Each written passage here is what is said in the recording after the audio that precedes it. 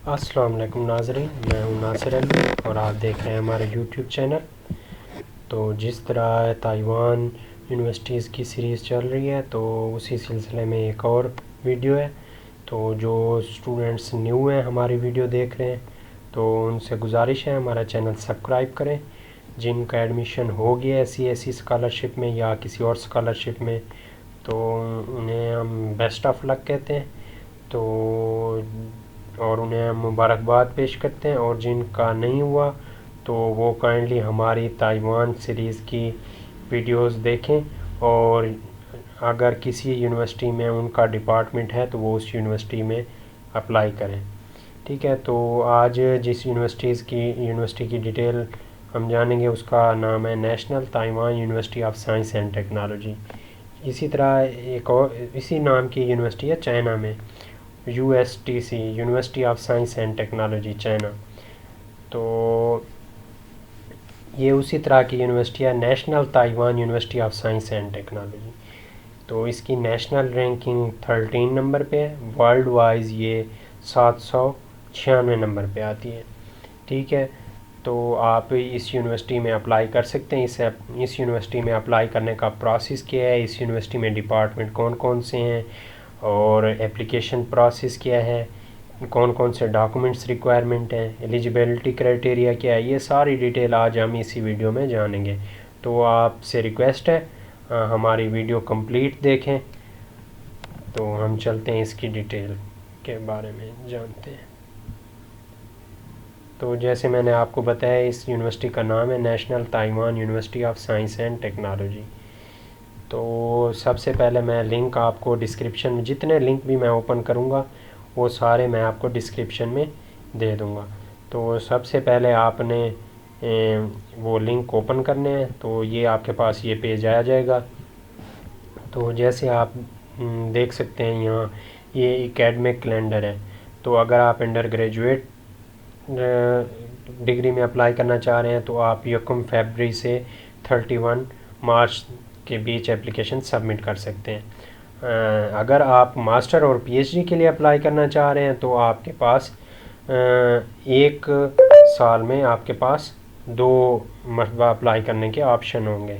मतलब आप 1 फरवरी से 30 मार्च के बीच भी अप्लाई कर सकते हैं, और आपके पास जो स्प्रिंग होगा आप उसमें भी अप्लाई कर सकते हैं, सितंबर से अक्टूबर के दरमियान।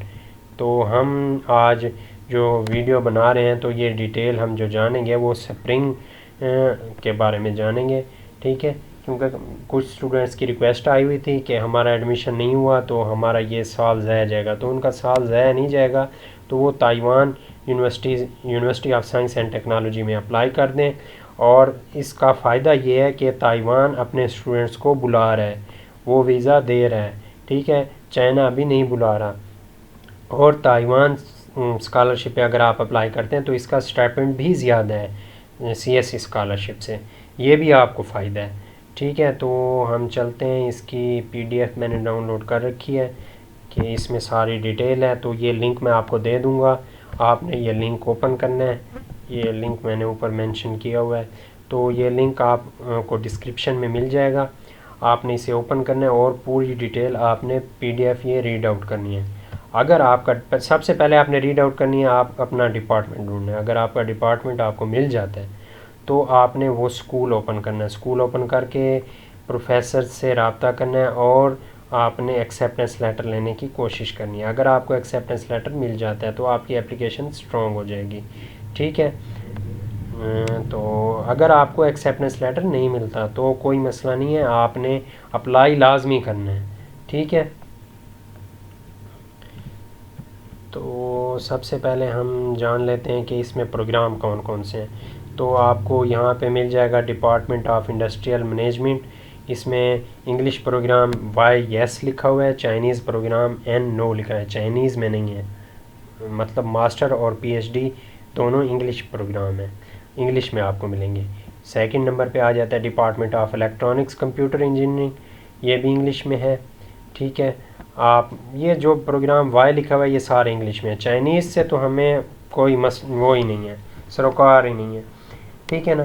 तो तीसरे नंबर पे आ जाता है department of material science and engineering, फिर आ जाता है सिविल इंजीनियरिंग, फिर आ जाता है chemical engineering, civil and construction engineering, chemical engineering, electrical engineering, business administration जिसे बीए कहते हैं, ठीक है ना, और आईएम जिसे इंफॉर्मेशन मैनेजमेंट कहते हैं, डिज़ाइनिंग, ठीक है ना, डिजिटल लर्निंग, और फिर आ जाता है ऑटोमेशन, और फिर आ जाता है आर्किटेक्चर, ठीक है।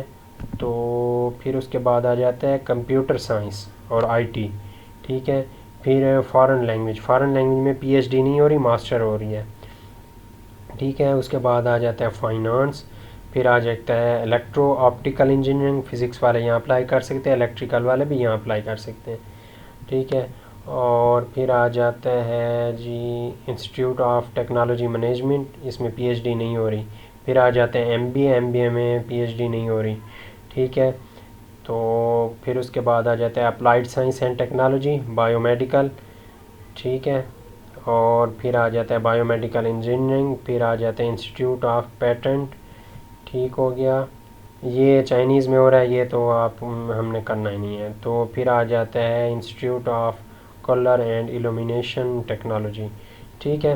तो आपने सबसे पहले अपना प्रोग्राम देखना है। अगर आपको प्रोग्राम मिल जाता है आपका, तो फिर आपने इनके प्रोफेसर्स फाइंड करके उनकी लिस्ट में जाके अपने प्रोफेसर जिनकी रिसर्च आपकी रिसर्च से मैच करती हो, प्रोफेसर को रिक्वेस्ट करनी है एक अच्छी सी मेल बना के, साथ सीवी अटैच करनी है और अपनी ट्रांसक्रिप्ट भी अटैच कर देनी है, ताकि ट्रांसक्रिप्ट अटैच लाजमी करनी है, ताकि वो आपकी ट्रांसक्रिप्ट से ये अंदाज़ा लगाएगा आपने अपनी प्रीवियस डिग्री में कौन कौन से सब्जेक्ट आपने पढ़े हैं, ठीक है। और मास्टर प्रोग्राम जो होगा वो 1 से 4 इयर्स में आपने कंप्लीट करना है, और पीएचडी प्रोग्राम 2 से 7 इयर्स में, ठीक है। ये आपके पास प्रोग्राम साल में 2 दफ़ा इनटेक इनका आता है। तो एंट्री रिक्वायरमेंट सिंपल है, आपकी नेशनैलिटी आपकी ताइवान की ना हो, ठीक है। आपके पास अगर मास्टर में अप्लाई कर रहे हैं तो आपके पास बैचलर की डिग्री और ट्रांसक्रिप्ट होनी चाहिए। अगर आप पीएचडी के लिए अप्लाई कर रहे हैं तो आपकी बैचलर और मास्टर की डिग्री एंड ट्रांसक्रिप्ट दोनों होनी चाहिए, ओके। तो आगे चलते हैं जी, हम इसका आ जाते हैं एप्लीकेशन प्रोसेस कैसे है, ठीक है। शेड्यूल, एप्लीकेशन शेड्यूल लिखा हुआ है। तो 1 फरवरी, ये मतलब स्प्रिंग वालों के लिए, फॉल वालों के लिए हम स्प्रिंग में अप्लाई करेंगे, ठीक है ना। आपने ऑनलाइन एप्लीकेशन कंप्लीट करनी है, और इसकी एप्लीकेशन फ़ी भी है $30। $30 कोई ज़्यादा नहीं है, मतलब पाकिस्तानी हो जाएंगे 5-6 हज़ार। तो ये कोई ज़्यादा नहीं है। जो स्टूडेंट पाकिस्तान में मास्टर या पीएचडी करते हैं तो उनसे पूछें वो कितनी फ़ीसेस पे करते हैं। मैं तो हर वीडियो में रिक्वेस्ट करता हूँ जो स्टूडेंट पाकिस्तान में मास्टर और पीएचडी कर रहे हैं, अपनी स्टडी के दौरान भी वो अपना लक ज़रूर आजमाएं, बाहर अप्लाई करें, एक दो यूनिवर्सिटीज़ में अप्लाई करें, हो सकता है उनका एडमिशन हो जाए तो वो पाकिस्तान की डिग्री छोड़ के फ़ॉरेन चले जाएं, और वहाँ आप रिसर्च करें। आपकी रिसर्च अच्छी होगी, आपकी जॉब है, एजुकेशन आप हासिल कर रहे हैं, आपको एक अच्छा स्टाइपेंड मिल जाता है। और ताइवान का तो स्टाइपेंड सीएससी स्कॉलरशिप से भी ज़्यादा है। एप्लीकेशन सारा प्रोसेस ऑनलाइन है ताइवान की हर यूनिवर्सिटी का, कोई हार्ड कापी में नहीं भेजनी। आपके पास अपने डॉक्यूमेंट्स पूरे होने चाहिए, आपके पास रिकमेंडेशन लेटर, वो आपको आगे डिटेल में बताता हूँ कौन कौन से डॉक्यूमेंट्स हैं, ठीक है। तो रिकमेंडेशन लेटर, ये देखें रिकमेंडेशन लेटर है आपके पास अपने सारे डॉक्यूमेंट्स होने चाहिए। अगर आप फ़ॉरेन मतलब पाकिस्तान, इंडिया, बांग्लादेश से अप्लाई कर रहे हैं तो आप अपनी कंट्री के बैंक में जाएंगे और इनका अकाउंट देंगे, और वो आपको जो अमाउंट होगी वो ट्रांसफ़र कर देंगे। आपके पास रिक्वायर्ड डॉक्यूमेंट्स चाहिए, आपकी एक पासपोर्ट साइज़ फ़ोटो चाहिए विद वाइट बैकग्राउंड के साथ, आपको पासपोर्ट चाहिए, ओरिजिनल डिप्लोमा एंड ट्रांसक्रिप्ट चाहिए, और हो सके तो नोटराइज कराएं। कुछ यूनिवर्सिटीज़ में तो बाकायदा कहा गया है कि नोटराइज आपने लाजमी करवाना है, नोटराइज स्कैन कापी आपने अपलोड करनी है, ठीक है। नोटराइज कैसे कराना है फिर से बता देता हूँ, तकरीबन हर वीडियो में मैं सारी डिटेल बता देता हूँ, ताकि जो नए वीडियो सुन रहे हैं, जो वो पहले से वीडियो जो सुन चुके हैं उन्हें तो पता है कि नोटराइज कैसे करानी है। आप अदालत जाएंगे, वहाँ नोटराइजेशन वाले बैठे होते हैं। आपने अपनी ट्रांसक्रिप्ट और डिग्री की फ़ोटोकॉपी करानी है, फ्रंट साइड भी बैक साइड भी, और आपने उसे नोटराइज कापी पे नोटराइजेशन की स्टैंप और सिग्नेचर कराने हैं, ओरिजिनल पे नहीं, कुछ नहीं कराना।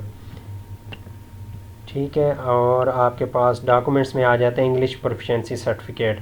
आपने अपनी प्रीवियस यूनिवर्सिटी से इंग्लिश प्रोफिशिएंसी सर्टिफिकेट लेना है। आइल्स की कोई ज़रूरत नहीं अगर आपकी प्रीवियस डिग्री इंग्लिश में है तो। सॉरी। फिर आ जाता है आपके पास नेशनैलिटी सर्टिफिकेट, आपके पास पासपोर्ट होगा। ठीक हो गया। तो ये देखें आपके पास ये maximum 2 year PhD programme, maximum 3 year, ये आपकी स्कॉलरशिप वो जितनी ड्यूरेशन देंगे ये वो लिखा हुआ है।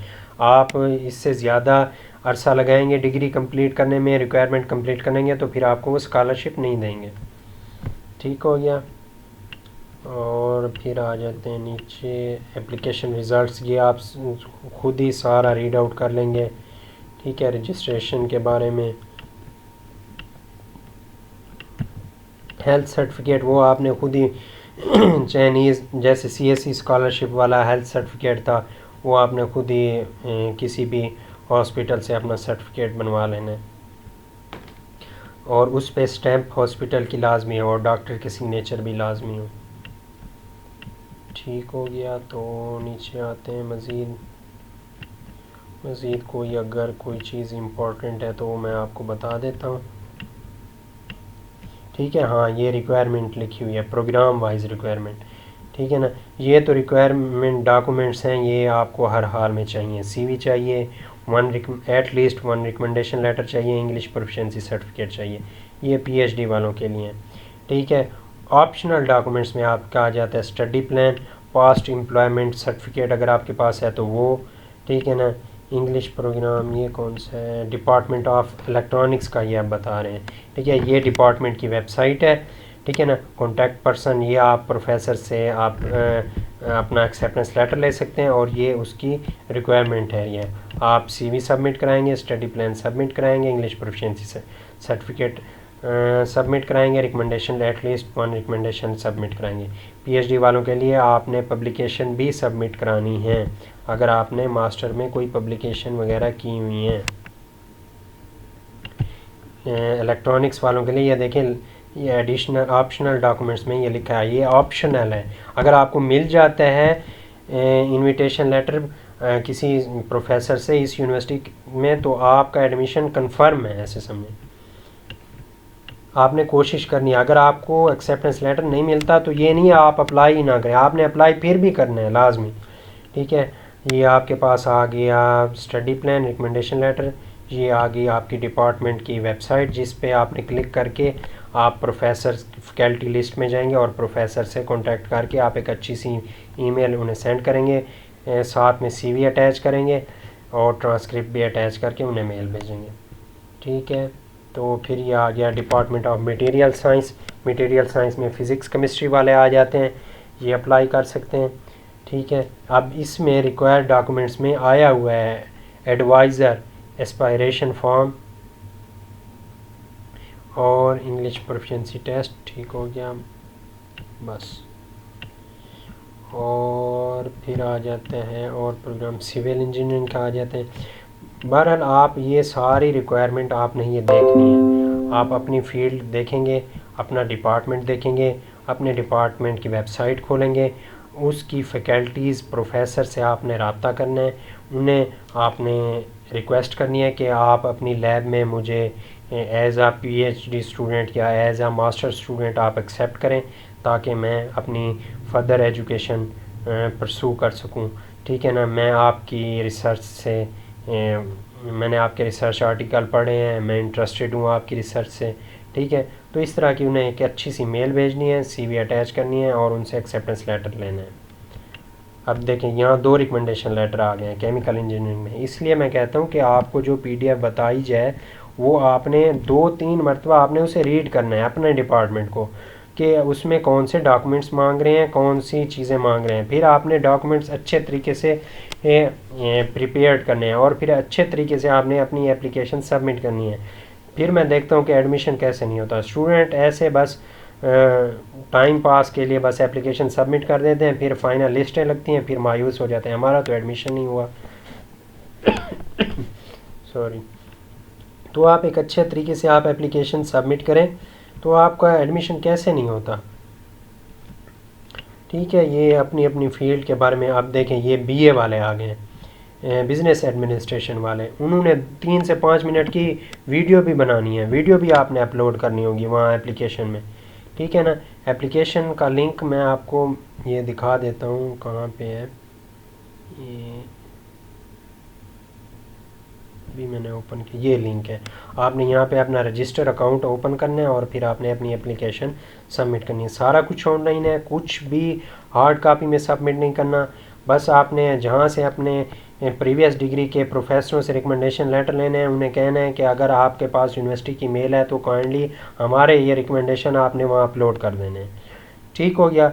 तो फिर से चलते हैं हम अपनी वो पीडीएफ। हाँ, तो आप जो बिज़नेस एडमिनिस्ट्रेशन वाले हैं वो 3 से 5 मिनट की वीडियो बनाएंगे। उसमें आपने अपनी पर्सनैलिटी के बारे में बताना है, अपनी मोटिवेशन स्टडी के बारे में बताना है और रीज़न बतानी है कि आप इस प्रोग्राम में क्यों स्टडी करना चाहते हैं और आप ताइवान ही क्यों आना चाह रहे हैं। ठीक है। तो ये मोस्टली क्वेश्चन होते हैं जो इंटरव्यू में भी बाज़ औक़ात पूछ लेते हैं और जो आपके पास इनके आंसर होने चाहिए। ठीक है।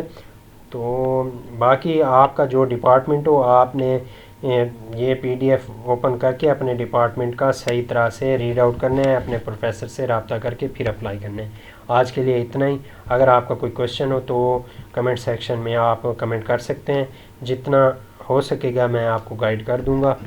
ठीक है। तो आज के लिए इतना ही, हमें इजाज़त दीजिए, अपना ख्याल रखिए और हमारे चैनल का भी ख्याल रखिए। अल्लाह हाफिज़।